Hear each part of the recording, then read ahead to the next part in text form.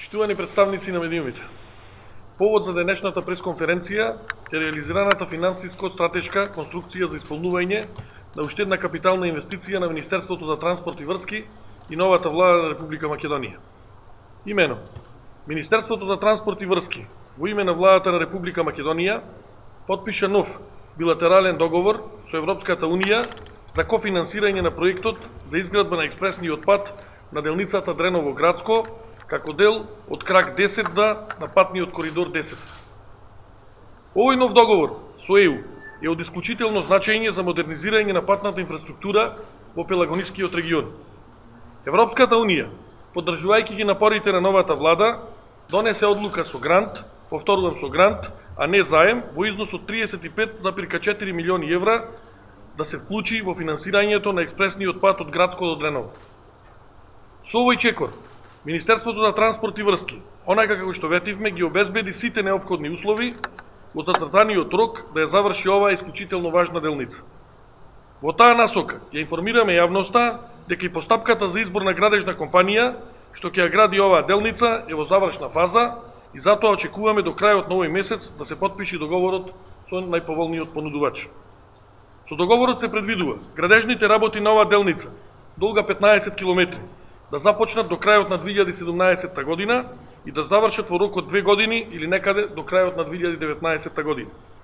Делницата Градско-Дреново ќе се гради на ниво на експресен пат, кој ќе ги задоволи сите сообраќајни и безбедносни стандарди. Првата фаза од Градско-Дреново ќе се гради со грантот од ЕУ во висина од 35,4 милиони евра. Втората фаза, изградбата од Фаришка до Дреновска клисура, е во тек и како што претходно информиравме, се соочивме со одредени проблеми на кои секојдневно работиме да ги надминеме. За третата фаза од Тројаци до Претвар, вклучително и влезот во Прилеп, сме во напредни преговори повторно со Европската Унија за да обезбедиме дополнителни средства. Очекуваме некаде на крајот на 2019 година, почетокот на 2020 година, да имаме комплетно нов експресен пат од Градско до Прилеп, на кој ќе се зголеми брзината и безбедноста за сите што патуваат кон тој дел од Република Македонија. Со реализацијата на оваа исклучително значајна капитална инвестиција, ќе се унапреди животниот и бизнис стандард на огромен број граѓани кои живеат или водат бизнис во регионот на Градско, Кавадарци, Прилеп, Битола, Кривогаштани, Крушево и Охрид. Ја користам оваа прилика да најавам дека продолжуваме понатаму со застилено темпо да остваруваме се што сме ветиле како влада. Имаме намера и силна волја со мудри потези и интензивна соработка да ги искористиме сите фондови кои Европската Унија ни ги става на располагање како земја кандидат за полноправно членство. Во рамките на секторската оперативна програма за транспорт 2014-2020 од страна на Европската Унија одвоени се купно 108,9 милиони евра за проекти за подобрување на патната и железничката инфраструктура долж мрежата на европски транспортни коридори кои поминуваат низ територијата на Република Македонија. Од овие 108,9 милиони евра планирано е од 60 милиони евра да бидат искористени за изградба на пругата кон Република Бугарија, конкретно делницата Крива Паланка ДВ Бајер. Дел од овие средства ќе се искористат и за изградба на последната фаза од експресниот пат до Прилеп, а остатокот од средствата ќе се користат за други проекти кои ќе го подобрат квалитетот и безбедноста на патната и железничката инфраструктура, како на пример рехабилитација на патиштата или подобрување на безбедноста во сообраќајот низ целата територија на Република Македонија. Благодарам. Повелете дали имате прашање? Од овие 108,9 милиони евра се грантови или тоа се? Да, грант средства кои што ќе се користат, тие се дел од оперативната програма 2014-2020 година и тие се однесуваат на патната и на железничката инфраструктура. Две патишта кои се влечени од минатата влада неколку години поред, патот кон граничен премин Влаце и патот Дебар до граница со Република Албанија како дел од коридорот 8. Дали има нова одлука, ново решение, бидејќи... Значи вака, сега во делот, кога зборувавме во дел на седницата на влада, бидејќи точка има околу делот на искористувањето на ИПА средствата, беше спомнат делот на Скопје-Блаце и сакам да кажам дека се работи на тоа, со тоа што очигледно е, за да не излезат ситуации како што излегуваат со одредени автопатишта низ Република Македонија, факт е дека ќе биде морално да се направи репроектирање на проектот, затоа што има очигледно проблеми врзани со тунелите, кои што се предвидени во на тој патен правец ми се чини дека околу 13 километри предвиден, така да заради тие сите проблеми кои што излегува, очигледно е дека репроектирање на овој проект треба да се направи. Исто така и во делот на патот кој што го спомнавте Дебар, исто така се разгледуваат сите можни опции кои што треба да се видат, се со цел колку што можеме повеќе да ги избегнеме сите проблеми кои што за жал останаа како наследени проблеми од претходната влада поврзани со автопатиштата во Република Македонија.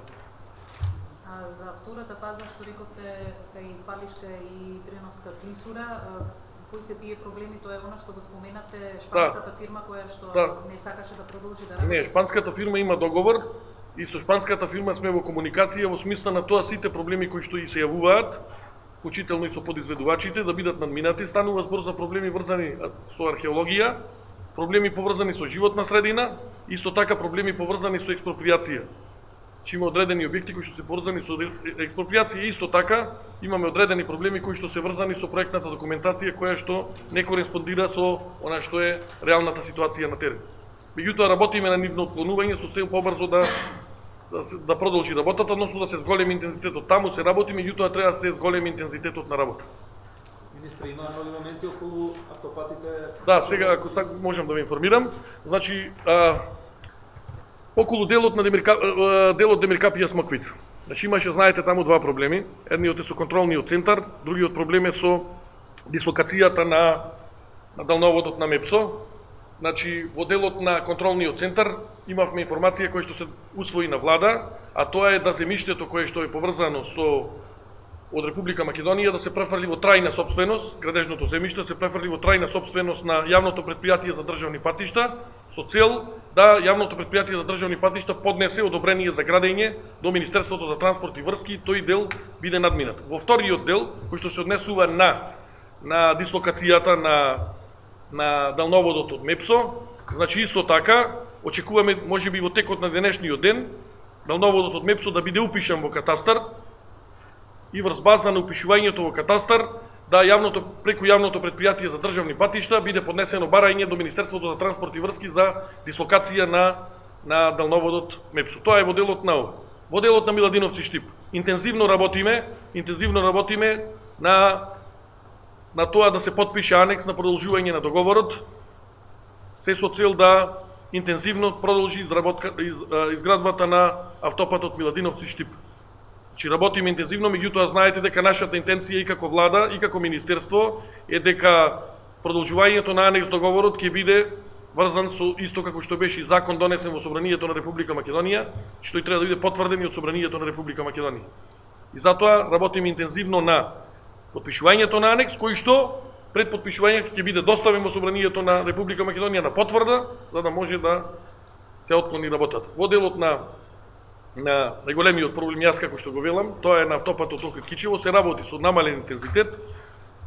Работиме интензивно со надзорите на тоа да видиме колку од оние дополнителни средства кои што често пати ги кажуваме бидат во помала мера на она што ќе значи одвојување од буџетските средства.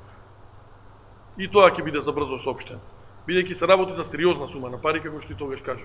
Меѓутоа, главната цел ми беше, јас дозволив прашање, и главната цел ми беше ова што денес ми е. Значи, цел да не одиме за тоа што после имаме дефокусирање на одредени теми.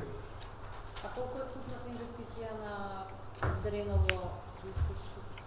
Не, тоа е Грантот зборуваме, да. Еве ги проекциите дополнителни, да. Значи дополнително еве можем да ви ги соопштам, кој што ги има дополнително Министерството за финансии, предвидено значи за 2010 во динамиката на проекциите на Министерството за финансии.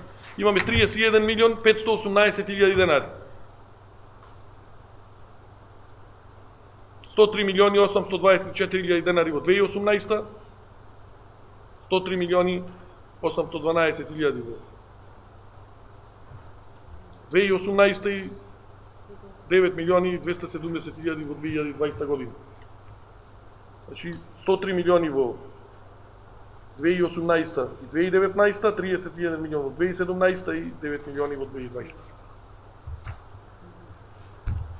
Ви благодарам. Чекайте само уште еднаш, значи сега во моментот на сите овие патишта има минимални активност таму каде што се работи. Зборуваме дека одреден интензитет на активност има, меѓутоа не со на темпо со кое што ние го посакуваме да биде. Бидејќи, како што кажа, таму имаме проблеми административни кои што треба да ги надминеме и ги надминуваме во моментот, затоа што се работи на откочување на тој процес на дислокацијата на делноводот и на издавањето на одобрение за градење на контролниот центар во Неготино.